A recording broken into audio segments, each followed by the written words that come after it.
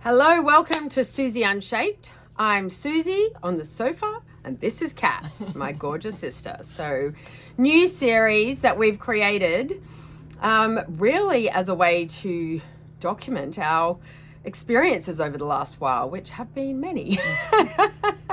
So today we wanted to talk about, Cass has just done a big boggle button life experience where she basically blew up her life and is now watching all the pieces fall down and seeing what she can build from it, like sort of blowing it up to rebuild and start again, but in a way that's close to her heart and is like heart driven and soul led and full of purpose that brings her joy. So we wanted today to talk about, it's like the why she did a Camino, which is a really long walk, like 800 to 1,000 kilometers. Well, you can choose to do shorter, but she chose an 800 kilometer one, and then she bookended it with travel around Europe, and a story we talked about yesterday about a disastrous ski working holiday in the ski fields in Germany, and then bookended it with another Camino. So the two different experiences, and the Camino is, we want to talk about the why the Camino, what led her to choose that, and I'm also going to talk a little bit about why I chose to do the 31-day challenge of living from your heart, but in a 3D world, because a 3D world will bite you every time. So let's get into the it's sort of like the what made you start, and then how did it all go? Like Sue said, I made the commitment to walk a Camino de Santiago, which is an 800 kilometer pilgrimage across Spain. I chose to walk the Camino partly, I think I was very much inspired by a very, very dear friend of mine who walked it. Hi, Al. Hi, Al. We love you, Al. We love you. Al had walked it in 2017. She was searching for, the way I looked at it was that she had an incredible experience. There was some meaning found, some insights and reflections at a time in her life when things should have been amazing. She'd sort of reached this point in her life where from the outside everything looked like it should have been amazing, but she was feeling like she was missing something inside, and she hit that period in her late 30s and I hit it in my early 40s, and sort of came to the realization, career-wise and life-wise, and I was like, is this all there is? Is this actually all there is for the next 40 years? And am I going to be happy doing this for the next 40 years? So the is this all there is question. Is anyone else having that question? Yeah, I'm sure you are. I'm sure you are. I think, is this it? That is the question. I think probably both you and I we're looking for answers. And I think in order to look for answers, you have to go inwards, because outside, like, we've been getting all this signals and feedback, etc., from an external world that we know isn't fitting. So you would probably say you were searching for answers, and Al had said, I found some on the Camino. You're like, well, maybe I can find some on the Camino as well. Maybe walking 800 kilometers, I'll find some things. I'll get some answers to some questions. Yes. Yeah. So that was the initial driver to head over to Europe in April 2025 and walk 800 kilometers across the country. Might sound slightly an extreme way to get some answers, but I guess I thought the daily routine and the meditative process of walking and being in nature and having time to go inwards and reflect and ask questions and get insights, that was kind of the driver for walking the Camino. So from what Cass has told me, though, and I think that this is kind of good, like a way to see how you can challenge yourself, when you don't even know you're going to. Like, Cass started the Camino and has told me, she thought, I'm fit, I'm young, like I can walk 20, 30 kilometers a day. I can do this, like a million, not even a million, probably gazillions. Real word, real number of people have walked the Camino. I can do it. I'm fit. I'm young. I'm fit. There was definitely a healthy dose of Australian. Should be right, mate. And that feeling like you committed to it. Like, I can do that. That's not that hard. Like, how hard can it be? I'll commit to that. That's something. And you sort of just make that decision, and you know, okay, I'm going to get there. Yeah, I've got to do a bit of research to get the right equipment and things like that. Not hard. I've done that before. Tick. And then off you go. And and then I think that's when life, you've made a commitment, but then life has other ideas. Yes. Yeah. So the Camino, there's a saying that the Camino, well, actually, that my dear friend Al says, is that the Camino gives you what you truly need, not what you think you want. And they are very, very different things. So I went in with the expectation that I could walk the Camino with no problems. Yes, it would be hard and it would be challenging, but I thought I'll just be able to walk it because I walk frequently and I'm young and fit and healthy. And on the first Camino, I think on day 3, I was broken and humbled, and my ego took it had a real reality check that actually this is a lot harder than I thought it was going to be, physically, emotionally. I was like a deer in headlights, had no idea what I was supposed to be doing. I remember thinking on day 1 that there would be not necessarily a marching band and like a big banner saying, "Hey, Cass, here's the Camino, this is the way you go," but something. I thought there would be something that would tell me this is the way that you go to start the Camino, and there was nothing. So is it more just like a quiet, this is on me now. Yeah, this is on me. I've got to do this. I have to figure it out. Yes. Yeah. And you become better at seeing the signs of where you need to be going, but it was definitely a reality check. So physically I was broken on day 3.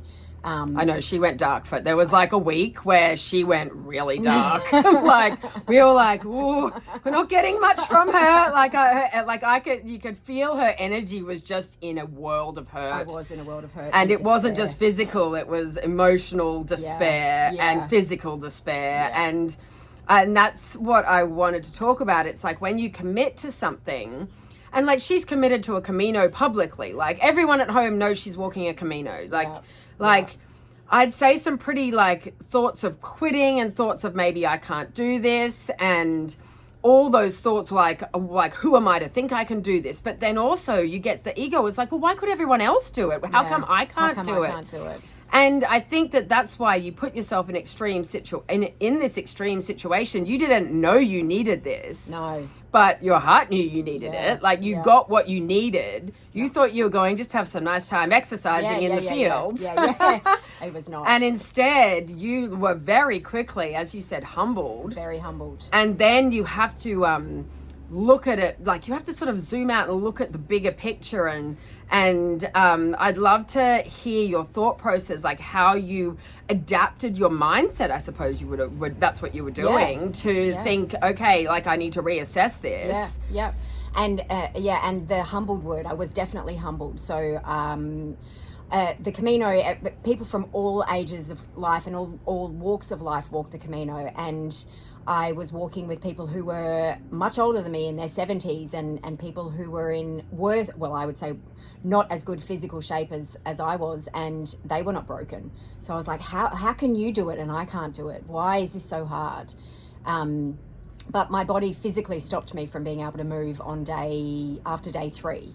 And I had to take 2 rest days, which really bruised me. What?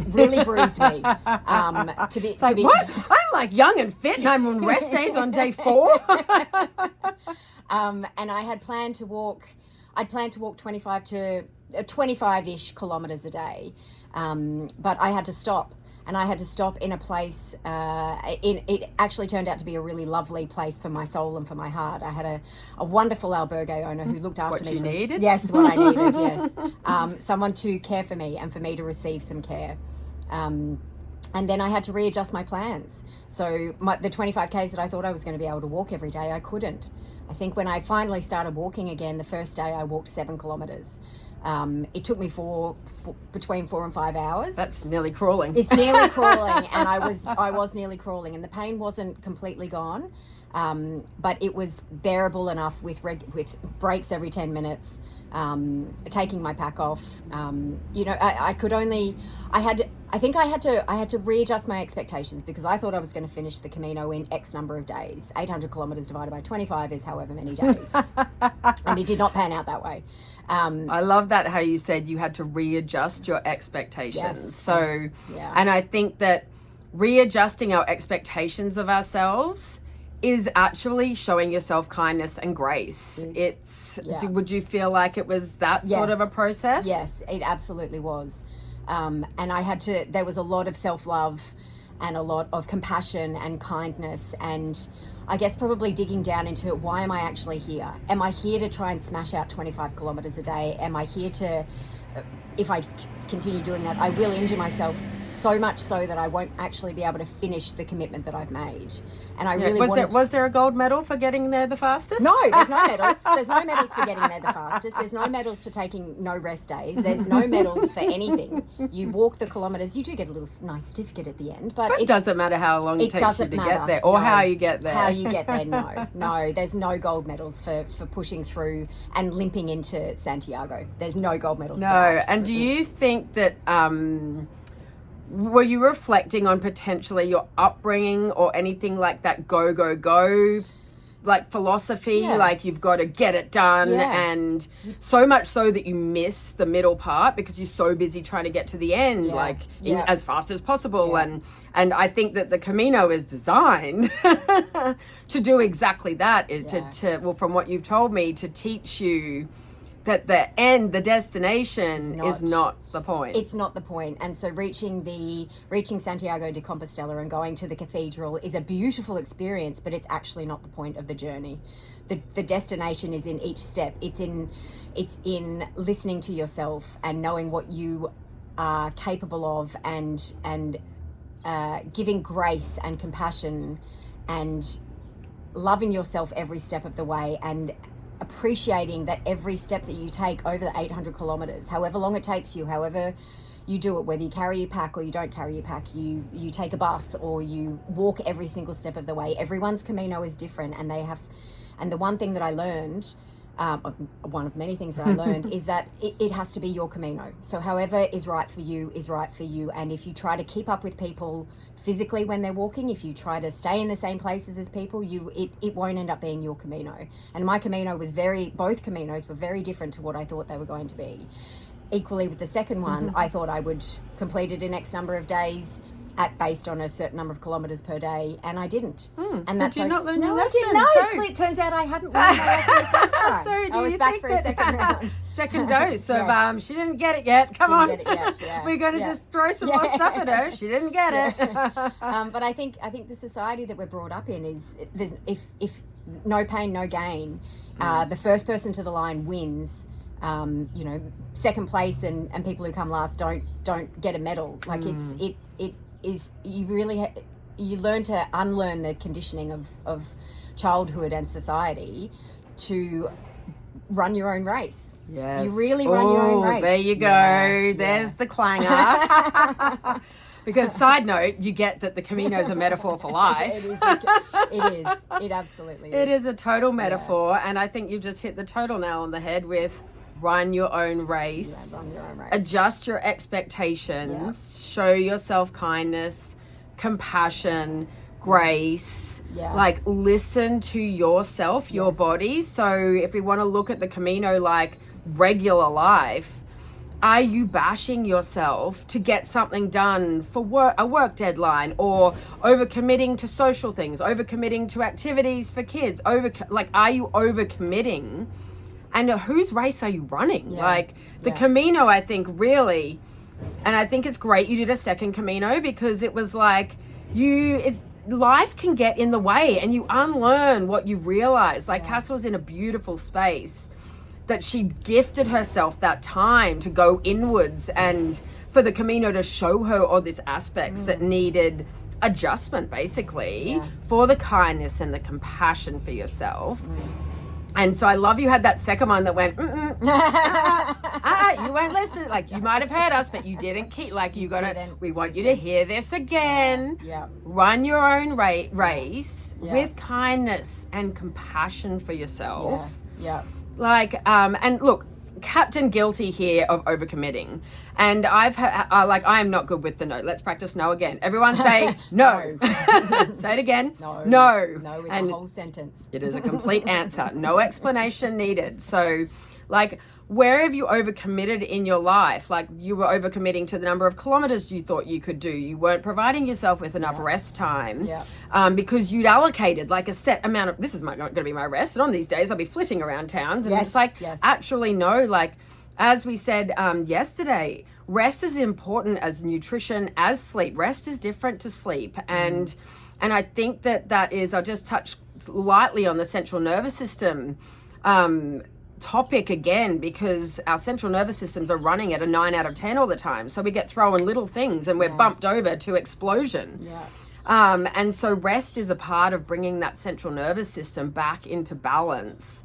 And so the Casa's Camino, I think, is such a great way to show where you need to find yourself some compassion and grace. Like, do you need to look at your calendar and scrub out some things? Like, what are the non-essentials? And another thing, and I'm talking to all you tidiers out there, and this is me too, sometimes in order to buy yourself grace, you need to leave the dishes in the sink before work.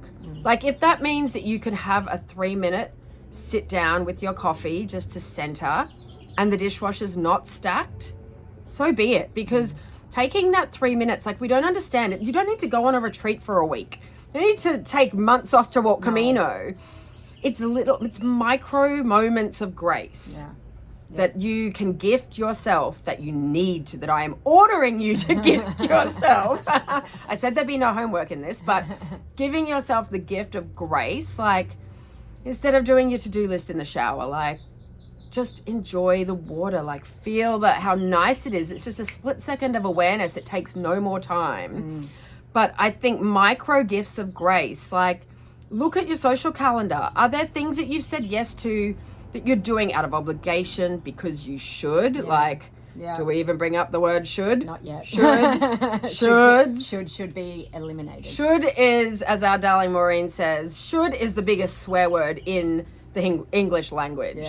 Whenever you are shoulding on yourself, it is for someone else's expectations. It's not like, you're not saying, I want to do that. No. You're like, I should do that. It's I like, should clean the kitchen. I should see that person. I should blah, blah, blah. So, beautiful Maureen, she says we actually need a should jar. The should jar is the swear jar. And every time you should do something, just notice. That's the only thing I want you to do now. Every time you say the word should, just see, why should you? Like, why should you do it? And does it come from a heart desire to do it? And if it does, I think you'll find you're not using the word should. Like, I should do 25 kilometers a day. Why? Why? Exactly. To finish it in a set amount of days. Why? But why? What's the point? Like, what like you said, there's no gold medal for completing it in X number of days. You don't get a special certificate. All the certificates are the same. And there's certainly no gold medal for burning yourself out. I can promise you, you're the only one that's going to be left, like, broken. No one's there's no gold medal for that. Like, so what are we racing towards? Like, there's no prize at the end for shooting on yourself all day and, like, fulfilling all these obligations. Like, pare it back. You, like, give yourself some grace. I'm going to, have I told this story? I don't know if I have. The one where I was having a pity party. I was at work. I was single mom, 3 kids. They were all young. Scanties was my side hustle at the time. I had a job as well. And I was in deep pity party. I was like, oh, my life is so hard. I am so, I want money. Why can't I just be rich? And I was like, okay, pity party. I'm going to play this with you. And I used to play this game with my kids, and you can play it too. Play this game. And it's called In a Perfect World. And so I was like, okay, pity party, Miss Pity Party. In a perfect world, what would happen right now? It's like, oh, I'd have money and I'd book this amazing holiday and I'd go to this beautiful hotel room. And I was like, okay, pick a place. We're going to that place. We're in the hotel room. What would you do next? And I was like, oh my God, I would like, those fresh, beautiful, like crisp hotel sheets. I'd hop in the bed and I would draw those blinds and I would just sleep forever. And I was like, okay, well, let's just examine this. So you're going to go on an exotic holiday, close the blinds, hop into bed in a dark room and sleep forever. Maybe you're just tired. Do you see what I mean? Like I had just been running myself on empty. So I was like, okay, I left work early. I got the kids done fast. I think probably fed them something out of a packet.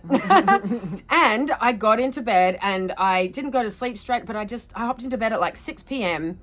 and I gifted myself the space of rest and then an early night and a really good night's sleep. So my pity party was actually my core need at the time was I was just exhausted.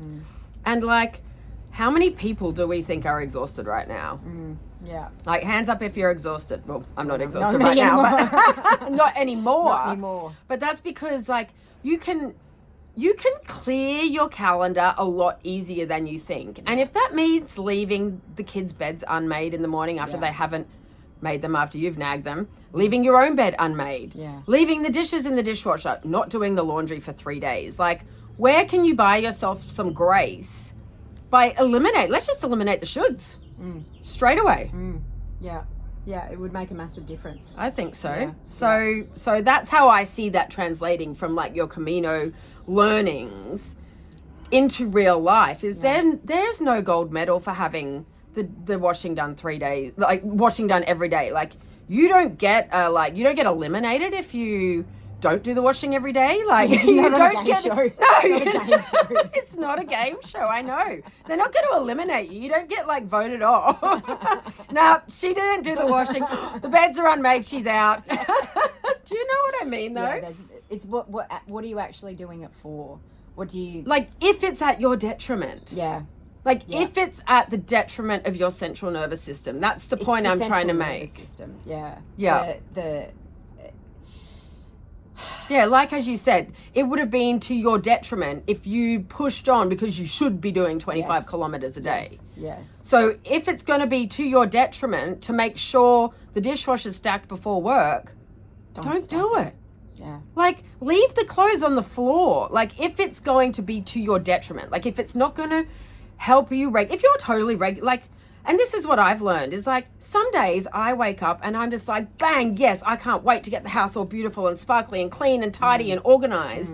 And I'm actually fueled to do it. Like I want to do it, not I should do it. Yeah. And like the house will eventually get tidied. But if it's going to give you some grace to have a messy house for a couple of days, take it. If it feeds you. If it feeds you, Or if it eats you. That's it. She knows saying, see? Does it, whatever you're trying to do, is this activity going to feed me or is it going to eat me? Completely. Is it going to feed my soul or is it going to eat at my soul? Yeah, so maybe sometimes, like maybe you can cope with having the clothes on the floor for a day and then it might start eating at you. So then it's actually to your benefit to tidy them up. But you can go a day or two. Like, I promise you, they'll be on the floor the next day anyway. Like, they're going to be back on the floor because it's just the nature of how the world works.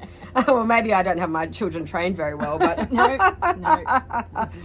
Things just get messy again. Yeah. And so it's like, do you want to spend your whole life just tidying up or do you want to start investing in your soul? Yeah. And look, as I said, if the tidying does, like some people love it and they enjoy it. That's like me with cooking. Like, I love cooking, but I will only like do one of my big cook-ups when I feel inspired to. I don't like, if I feel like I have to push through anything.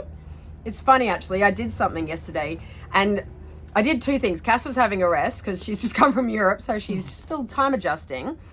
And when she got up, I said two things to her. I said, oh, I struggled through this proposal. No, I limped through this proposal. And then I had to play with these videos and how we can cut them up and use them and stuff. And just listen to the language. Listen to the language you use. Yeah. Are you limping through it or are you having a play with it? Like, I said it and I was like, my language clearly just showed me what I should be doing. Like, one is eating me and one is feeding me. Yeah. And you noticed in real time. It was like bang. I was like, oh. I get it. I just limped through that and I had to play with that.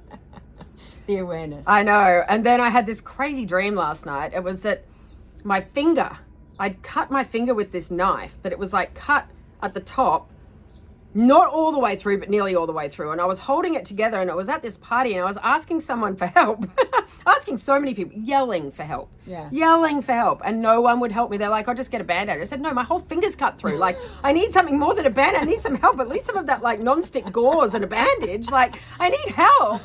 And no one would listen. And we have this great book, Annette Noontil, The Body is the Barometer of the Soul. And so I will loop back around into that, because I want to talk about the Camino and where Cass hurt in her body and how it was indicating what her soul was needing, like, to be heard.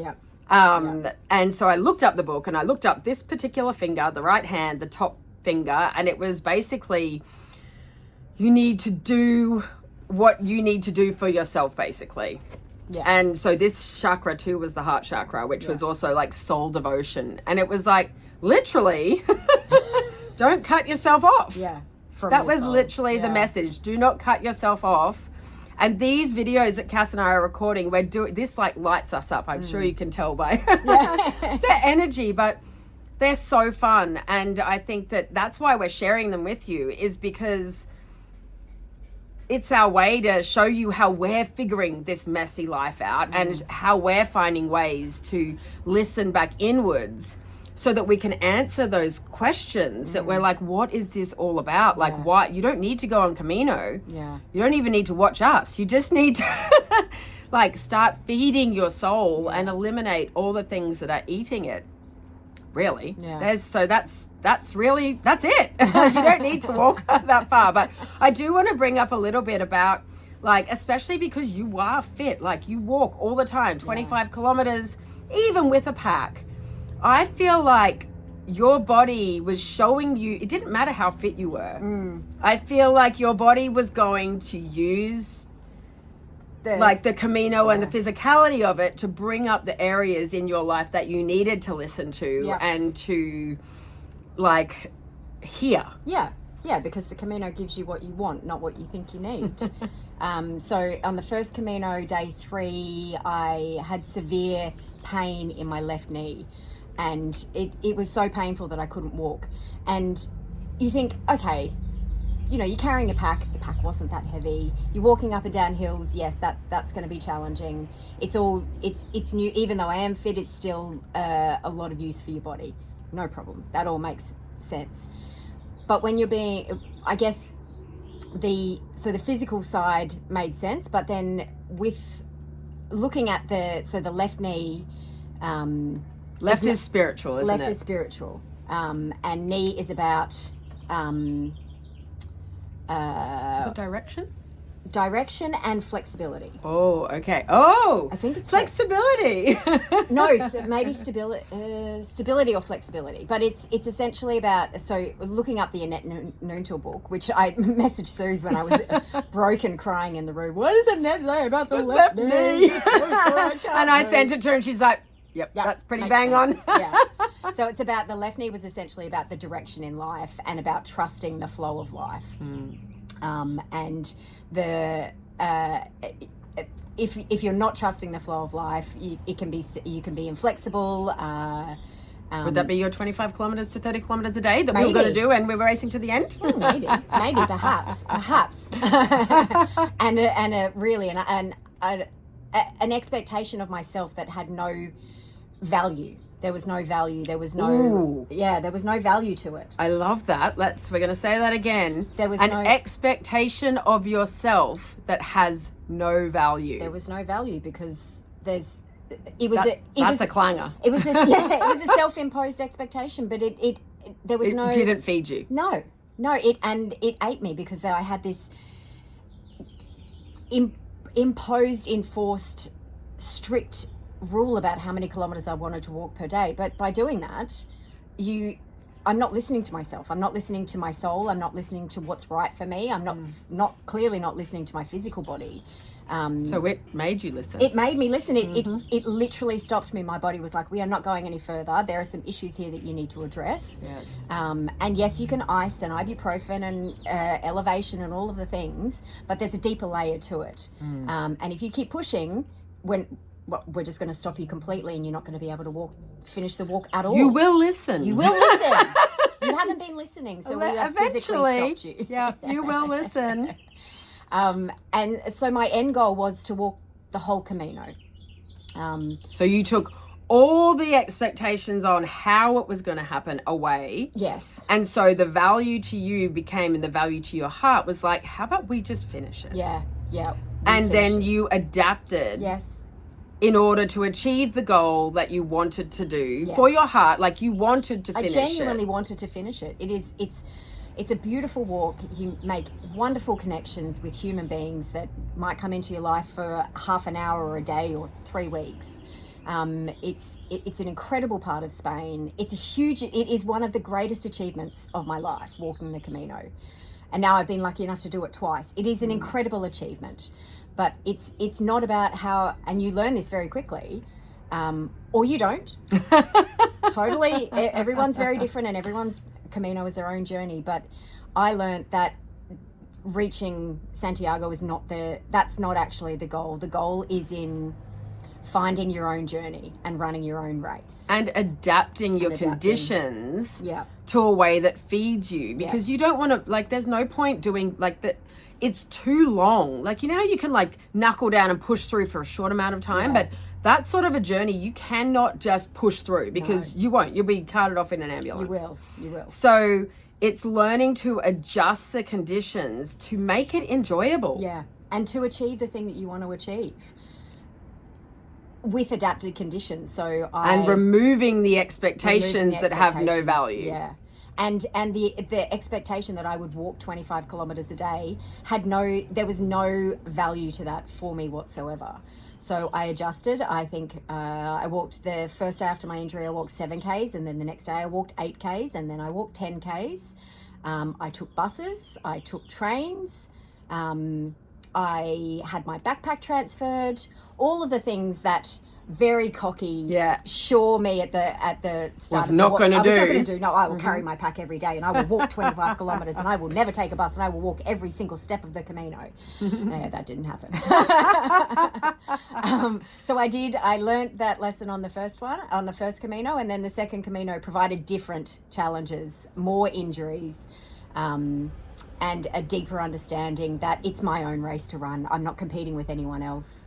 I will finish at the time when I finish in the capacity that I can commit to. Yes. And that there's no point doing it miserable. There is no point doing it miserable. There's no point there's no point for limping over the line into Santiago. Broken. It's like, what is that? Are you like screaming to the pearly gates? Yeah. Like racing to, like, pushing through to get there. Like that, like, I think that it's such a metaphor for life. It's like, there is no point doing it broken. No. Like, there's no point doing it broken. Like, you've got to adjust so the journey along the way is manageable, is feeding you, like feeding your heart and your soul. Like, there's no point walking, like, sticking to her 25 kilometers a day and being miserable and in pain. And I think that, like, as a metaphor for how we're living our lives, like, are you doing that? Are you pushing so hard that you are limping through it, like miserable and pain? Like, I think we just got to take the foot off the gas and adjust our conditions so that we are actually enjoying each day. Yeah. Like, of course, there's going to be pressures. Yes. Like, always there's going to be pressures. But if you're already at like a 9 out of... I use this all the time. Where are you on the scale? 1 to 10. If you're at a 9 out of 10, you get a 3 event, you're at a 12. You're gone. You're screaming at profanities you're stomping around the room, and like, you're done. Yeah. You're screaming at people in traffic. Yeah. So it's like, we need to operate at about a 5 out of 10, because you do need some pressures. Otherwise we get nothing done. Like, we can't just like lie around on the couch all day. No. Like, and you would get bored. That wouldn't feed you. That would eventually flip and eat you. Yeah. So it's like, lying on the couch can be too, like, anything can be two things. Yeah. Something like no pressure whatsoever can end up eating you. Yeah. Too much pressure eats you. So it's like finding the balance of things. And sometimes lying on the couch will be feeding you, and sometimes lying on the couch will be eating you. Yeah. And it's all dependent on where, and only you will know where you're at. Yeah. Yes. Yeah, absolutely. And bring everything back to the Camino, because they are life lessons in this safe little bubble. you know, some days feel really great and I walked 32 kilometers. Some days I only walked 10 kilometers. But on those days, did you just see how you were feeling? I did. You didn't like commit, I'm doing 32. It was more like, okay, let's just see. Yeah. And I would have to say that's one of our favorite phrases. It's like, let's just see. Let's just try. And when it feels good, keep going. Yeah. And if it stops feeling good, Yeah. don't keep going. Like, stop. Yeah. Like, it's literally... And there was one day... Oh, that just made me laugh. I was thinking about that. You know, when you do like a big closet, like clean out and you pulled everything out and then you get to that part where you've now got to put it all back and you're like, this doesn't feel good anymore. I think I've overcommitted here. I think I overcommitted. That just reminded me of that. And I reckon nearly everyone has been in that place before. Yeah. And then sleep in a sea of clothes and deal with it tomorrow. Close the door and pretend that's sleep on the couch. That That didn't happen. Sorry, That's all right. But there was one day, and I guess the lessons from the first Camino did translate into the second Camino. There were different lessons that I learned on the second Camino, but the second one I approached very differently. I didn't have a set. I thought maybe I'll walk 20 kilometers a day. It's still an 800 kilometer walk. If I walk 20 kilometers a day, that's about 6 weeks, with some rest days. But I very much listened to my body. I listened to my heart and my soul about how far I wanted to walk each day. And there was one day where I was having a pity party on myself. It was a terrible day. I was really down in the dumps, and I had initially thought, well, maybe I'll walk 18 kilometers. And then I saw there was a town at 10 kilometers, and I was literally dragging myself. Like I was dragging my poles on the ground behind me, like Eeyore. I was Eeyore my way through the walk. And I thought, that's it. I'm going to stop at the 10 kilometer town and then I'm done. I'll find somewhere to stay, and then I don't even need to make up the kilometers the next day. Yes. I'll just walk however far I feel like walking. So which also I will just say, like on a Camino, when you've sort of mentally prepared your places, if you only go half a distance one day, it recalculates the whole route. So you've kind of got that in your head as like, oops, we got cut off then. But okay, so you were like, I was doing 18 kilometers. Yes. Yes. But you dragged yourself into a town that was 10 kilometers. Yes. And I was in an Eeyore state. I was just hating every moment of it. And I remember thinking at one point, I could just curl up on the road and just sleep and wait for someone to come and pick me up. So you were really in the depths. I was really in the depths. And I think that's just something I wanted to bring up when I was saying about how you plan which towns you're going into. And so after what you knew from the first Camino, did you plan your trip differently? I did. The second one? I did. I wanted to give myself maximum flexibility on the second Camino. So on the first Camino, I'd booked all of the places that I wanted to stay a couple of days in advance.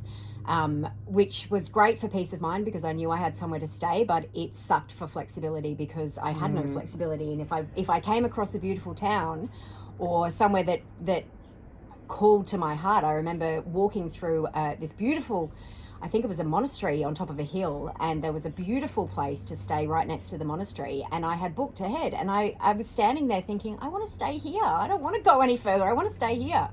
So on the second Camino, I chose maximum flexibility over certainty of a bed. But it allowed me, so on that day when I thought I was going to do 18 kilometers and I got to the 10 and I really dragged myself into the 10. Were you booked into the 18? No, but it was just an left idea. it open. Yeah. So you'd learnt to keep that flexibility so that you could actually give yourself the ability to choose. Yes, I could genuinely listen, and I think I could genuinely listen to what my body and what my heart wanted to do on any particular day. I think that's probably a really good metaphor for life, because are you scheduled so far out with commitments that you're locked into? Yes.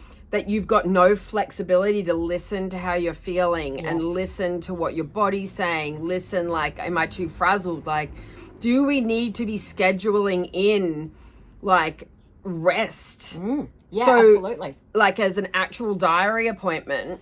And then you have the flexibility if maybe your heart doesn't need to lie on the couch. It wants to go and catch up with a friend for coffee. Yeah.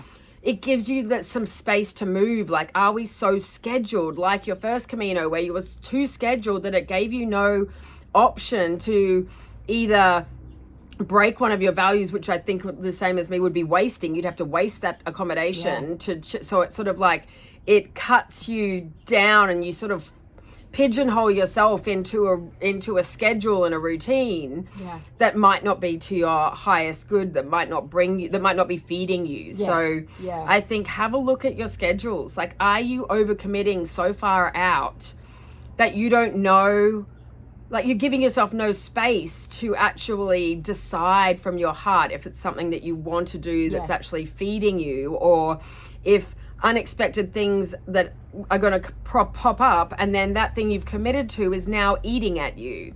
So giving yourself flexibility to be able to adapt to your circumstances in a way that actually does feed you and is not eating you. Like, you know, you always like, and I do this all the time, I commit to something far out in advance, and then my week goes crazy or something, and I get to the event and I'm like, why did I commit to that? Because I'm exhausted. Like, I didn't factor in I was going to have like 3 kids' birthday parties, 43 sport events. I was going to be out late the night before with another basketball tournament. Like, and you've committed to something. So just instead of being the yes person, maybe the answer is maybe. You become a maybe. I'm going to have to see how that plays out instead of a firm commitment. So that it's really, I suppose it's a little bit people pleasing. It's a little bit like buying yourself some grace so that you don't have to go back on your yes. Instead of making a firm commitment, keep it flexible. So then you can actually check in with yourself and see, do I want to do that? Is it going to feed me, or is it going to eat me? And the Camino is it is life in this little bubble. Well, that's it. It's like a fast track lessons of life. Do I want to push, or do I want to rest? Do I want to? How far do I want to go? Do I want to have a slower day? Do I need some support? Do I need some support? Where do I want to stay? Do I want to go top end and have a luxury night, or do I want to stay with all of the pilgrims in an albergue? Do I want to take the normal road where everyone is, or do I want to take the road less traveled and maybe have a more beautiful experience? So maybe I just realized that the Camino is really you having the space to make a million decisions, but you're learning to make them for yourself. So you're taken out of society to, like, in a way that the decisions are all solely, you get to focus on making decisions solely for yourself. And you've got no other one, like there's no one else, which is probably why you got so annoyed. She told a story, can't remember which day it was, about someone texted her for a coffee on the Camino, and she blew up. She was storming and stomping around the room, and it was because it was making you make decisions for other people. And then you're like, the Camino is my space. I want to do what I want to do in it. And it's interesting to see that correlated into real life, when sort of, I think in real life, all these micro decisions that we make for others, they're micros. So one by itself doesn't matter. Like, I can do that for you. I can help you through that. I can help you with that. Whatever the decision is, they're micro. Each one individually doesn't matter. But it's when you amass so many of them that you realize you're all lopsided. It's like, I've given all my points away and haven't filled my cup up. So I think the Camino allows you to learn how to come back inside and listen and learn how to make decisions solely on how you're feeling. And solely for yourself. And it was at the start of the second Camino, the place that I stayed the first night was asking for people who had walked a Camino before to share their experience and any advice that with people who had never walked a Camino. And the owner of the albergue said, "Oh, Cassandra, would you share your experience and some advice?" And I was like, flustered, and I was like, oh God, I wasn't expecting this. And I was like, okay, don't stay on your phone. Make sure you appreciate the environment and the beauty around you, and really soak it all in. And then I was like, oh, but don't. Yeah. Take a million photos if you want. Look at the apps. And in real time, I was like, this is your own journey. Make it your journey, whatever's right for you. If it's So you actually changed your answer as you were speaking it. Yeah. As you were speaking it out, you realized actually, no, that was what I needed. Yes. But each Camino is for you. It is. And that is the gift of the Camino, is that it's your journey, and you are taken out of real life for a period of time, and it is all about you, and you get this beautiful opportunity to come inside it, internal and into yourself, and to feed your soul. Does like bouncing through the whole Camino with your earpods in, listening to music, might feed someone's soul. For that period, they might be needing something different to what you're needing, whereas the music might bypass the thought processes and things that you're trying to get out of it. So there is no, and that's life. There is no right or wrong way for any, all you can do is judge on, is it feeding you or is it eating you? Yes, exactly. It can only be one of two things. Yeah. And even if it's eating you just a little bit, that's okay, but you've got to balance it with the feeding. It's a balance. Yeah. Life is a balance. Yeah. It's the yin and yang of life. It's all about the balance. And on some days, what fed you the day before might eat you that day. And it's the awareness that you have with how does this situation or decision or thing or challenge sit? Where's it sitting in my body? Is it sitting, does it fill me with joy, or is it eating at me in my stomach, or do I have this pain in my throat, or is my heart aching, or is my head completely scrambled? But the awareness and coming back into your body, and because on the Camino it is all about your body. It's about your soul, but it's about your body. Your body tells you the things that are eating you and the things that are feeding you, and you can. Well, you've got a nice space. Yeah, you've got the nice space and the time to allow yourself to check in. Yes, and that's what busy life. We forget. We can create it. It's a split second. Like the awareness part takes literally that fast. Like it's just okay. Where am I at? Yeah. Like check in. Yeah. Like, am I tired? Am I hungry? Am I exhausted? Am I needing a laugh? Am I needing a cry? What, and you might, and those are where, it might take more than that to dig into it, but where am I at? Am I good or am I bad? Where am I at? And if you're feeling irritated, it's a sign. Yeah. If you're getting road rage, it's a sign. You'll know your triggers. It's where am I at? Okay. Did I yell at the coffee pot this morning? No, I didn't. Did I care when I spilt that? No, I didn't. Okay, I'm probably pretty good. I'm probably pretty good. So you'll know your own triggers for where you're at. You'll know them.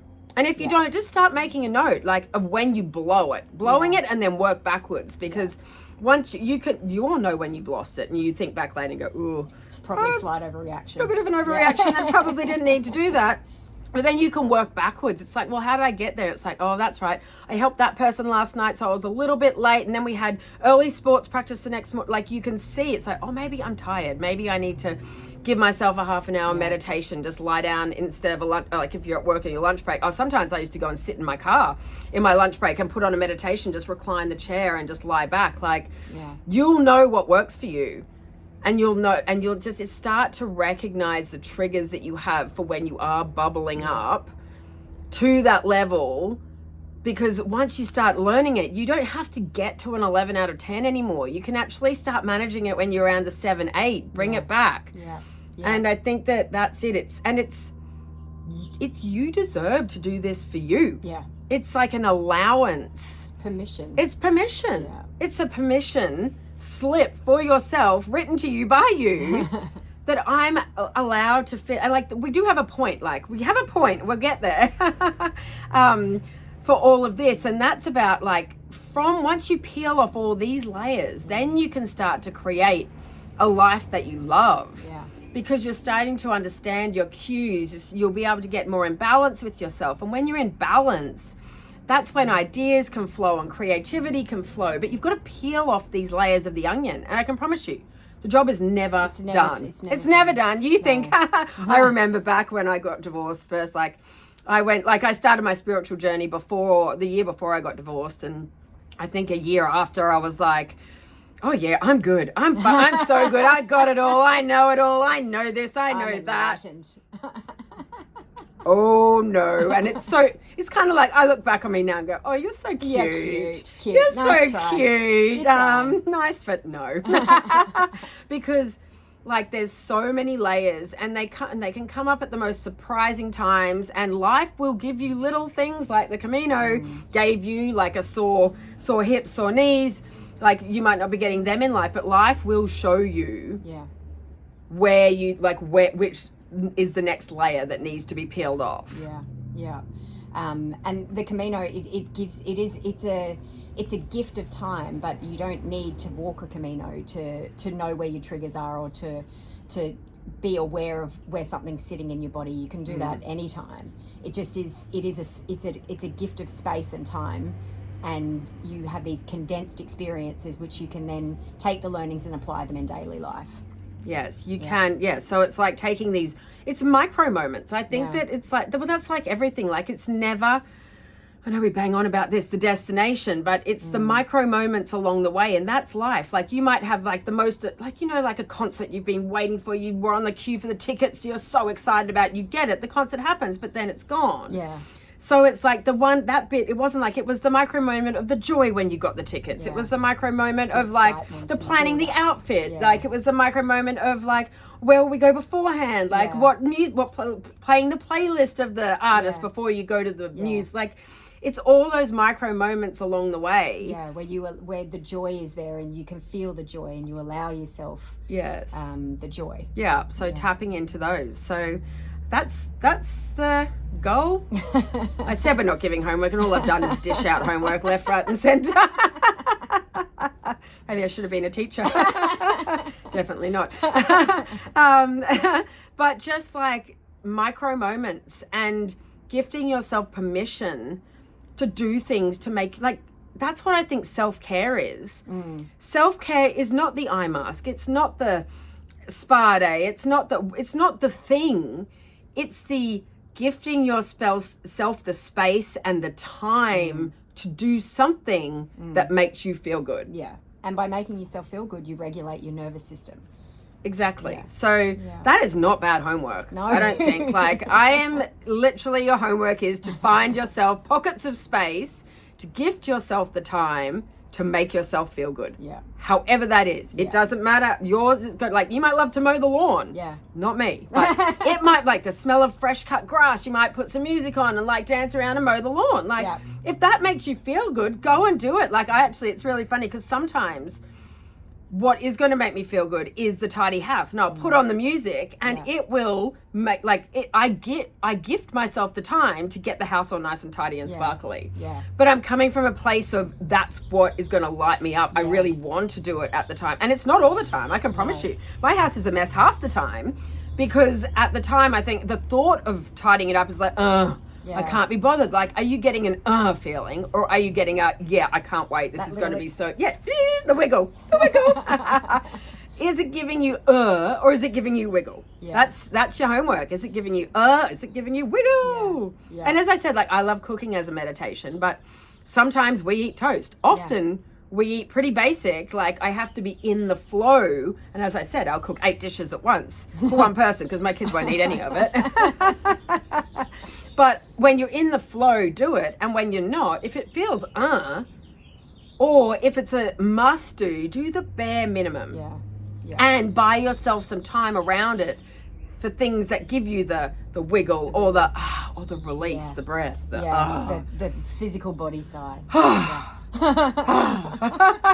Like, and also as like a busy mum, sometimes like leave 20 minutes early and buy yourself 20 minutes in the car park waiting to pick the kids up from school. Like you are sort of safeguarding that 20 minutes, and maybe you close your eyes, maybe you put some music on, maybe you, who knows what, like journal in notes, video journal. I actually find video journaling really therapeutic, which is just pressing record and talking to my phone. Yeah. You don't need to post it on YouTube. Like, you don't need to put it out there, but I'm not a writing journaler.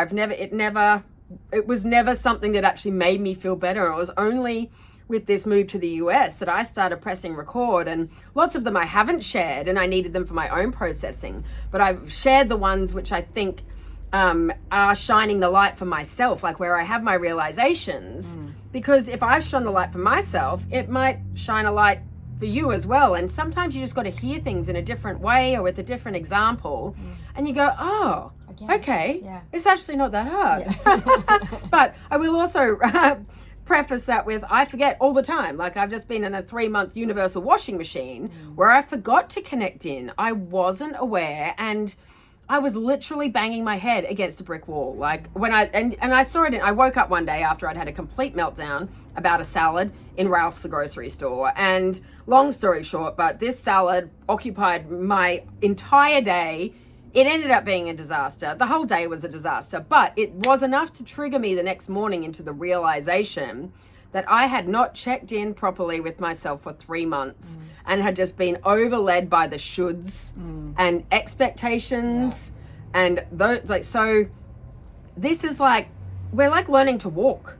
It's like learning to walk as a baby. Like, we are going to fall down and forget and maybe go back to crawling for a while, or I think I just curled up in a fetal position, but whilst banging out at a keyboard, like, all this execution, but nothing nothing was heart-led. It was all brain, like, execute, like, shoulds, like it was, I was bashing, push. Bashing the square peg into the round hole really well. Like, I'm really good at hitting that thing. Which is the point, but of like, real life is going to do that to you. Whereas a Camino, you are like, it's a secluded, safe bubble where you have like, it's very hard to flip into 3D world because you're not in the 3D world. But as you said, even with the second Camino, you quickly forgot the lessons from the first one, and you had to be reminded them again. I did have to be reminded. I had to be reminded, and those lessons kept coming throughout the entire second Camino.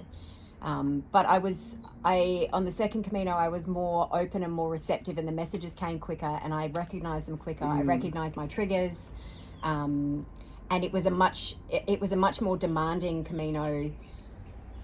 I think because I was more open to the messages, more open to receiving, more open to tapping into myself and to what was right for me. And it was deeper and more challenging than I had ever anticipated. But I did go into the second one with the same approach as the first one. Oh, I'm just going for a nice walk across Spain. So the point is, you forget quickly. Like, we are, as I said, but as you said, you remember the lessons faster. Like, you remember, oh, that's right. I've just screamed at the coffee pot. Maybe I know what this is now. Like, I know, okay, what was that? We need to like go back and start feeding myself a little bit more. I need to bring my central nervous system, calm it back down a bit. How do I do that? Okay, I know this works. I know that works. I know this works. What do I have time for today? Okay, I can put that one in play. And sometimes also you might think like me, going for a walk on the beach, that usually calms my central nervous system. And one day I was like, I was in my head, and I was like, right, I know I'm in my head. I need to do something. I went down to the beach. It was windy. It was blowy. It wasn't pleasant. And instead of bashing myself through it, I actually went, no, right now, that's not what I want. And I think what I did was, I think I went up and put on like a funny movie or something. Like, the beach walk wasn't going to do it for me that day, because every moment of every day you're different. So you need different things. You need different things in your toolkit. And maybe it's a walk on the beach. Maybe it's meditation. Maybe it's breathing. Maybe it's catching up with a friend. Maybe it's like a sad movie. Do you need a release? I will prescribe sad movies for you, and I will be doing a recommended movie list. Both for aha moments and both for like just a good tearjerker, because sad movies are such a good way to release the tears. And like, I even cry in like those sort of like soppy ads sometimes. Like, why am I crying in an ad? This is Qantas ad? The Qantas ad on the plane always call gets Australia me. home. Every time. But so you need different things at all times. And so don't let your magic toolbox also be a round peg in a square hole. The other way around, square peg, round hole. Whatever. There's a peg and there's a hole and it doesn't fit. And don't bash it. And even if it just, because it's in my magic toolbox, doesn't mean it's the right tool. For the time. Exactly, Okay, so there you go. Magic toolbox, awareness, and just giving yourself some space to feel good. That's it. We love you lots. Bye.